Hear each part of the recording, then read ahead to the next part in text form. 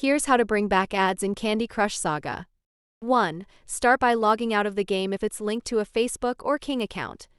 2. Uninstall the app from your device. Don't worry, your progress will be safe. 3. Wait for a few minutes, then reinstall the app from the store.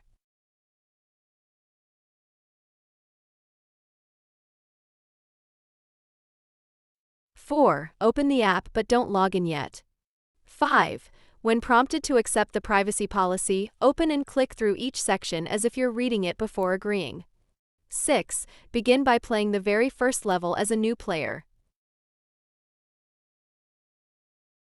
After completing this step, wait for a few minutes before logging back into your account.